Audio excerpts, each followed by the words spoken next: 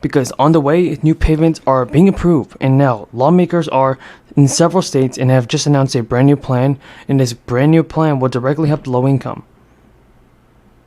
Congress is already working on allocating unspent crisis funds towards new relief, and now Republicans and the White House negotiators agreed to claw back approximately $27 billion in funding to the federal agencies intended to combat the crisis. And pulling back funds that have already been appropriated is what's known as a recession, based on a document being circulated by the White House to Democrats.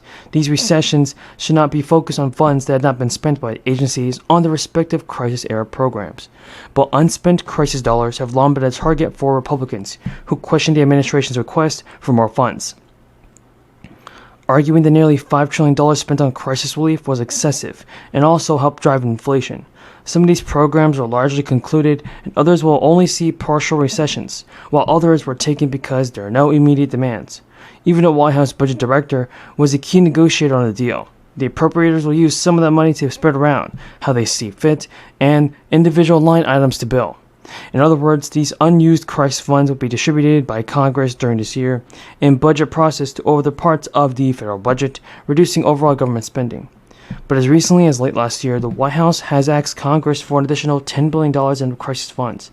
The money never came through, and now the administration has agreed to give $27 billion back, including a significant portion of what remained in the fund for emergency preparedness and response.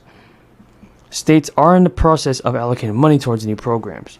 A guaranteed income program in Wisconsin issued its latest payment worth $500.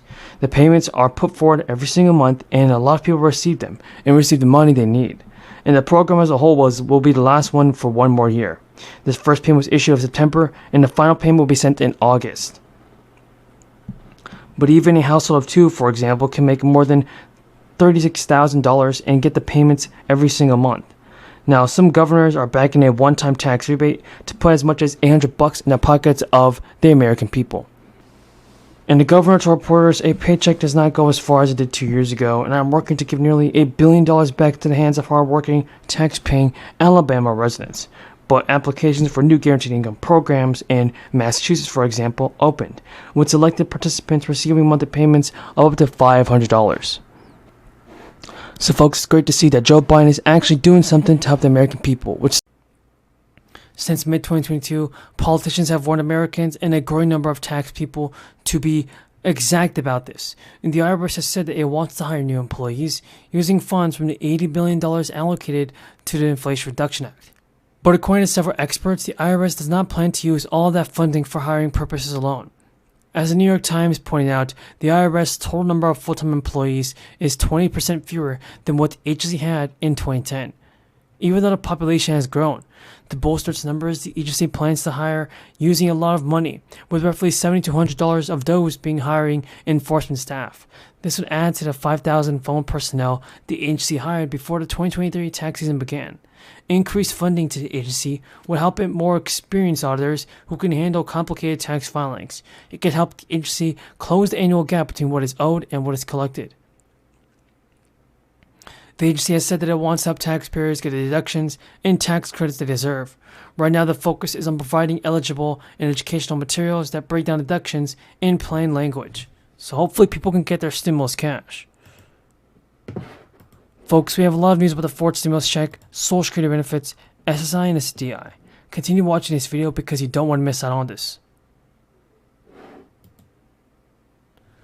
For the vast majority of Social Security beneficiaries, their monthly check is vital to their financial well-being. After 20 years of annual polling, it is found that no less than 80% of retirees rely on their Social Security benefit in some capacity to meet their monthly expenses. But with the U.S. debt limit and ceiling deadline looming, more than 66 million beneficiaries are wondering whether the Social Security checks will be on the chopping block. The debt ceiling represents the authorized borrowing limit for the federal government.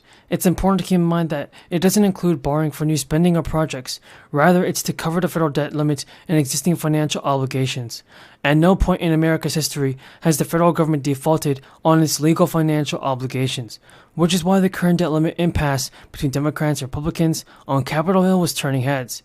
The expectation prior to this week is that Treasury lawmakers had perhaps 2 or 3 months to agree on a bill that would raise or suspend the debt ceiling in order to allow the federal government to meet its financial obligations. The Treasury Secretary and a former Federal Reserve Chairman allowed and altered that sending. Now, Yellen's letter made it clear that the debt limit issues for the U.S. may be worse than initially feared. In other words, if lawmakers fail to act, the U.S. Treasury may not be able to meet the country's existing debt limit obligations. But the big question is, does that include failing to pay Social Security benefits?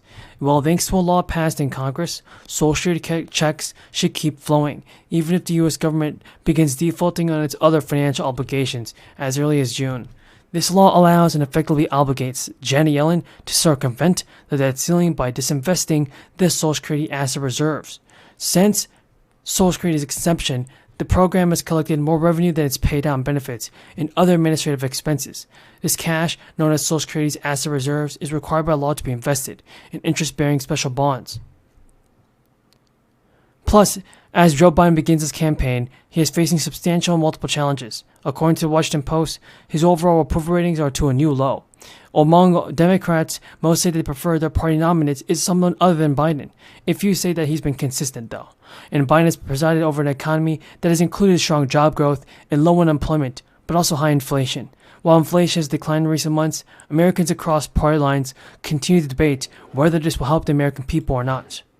Disappointed, yes. Yet as the session nears its midpoint, none of this is happening.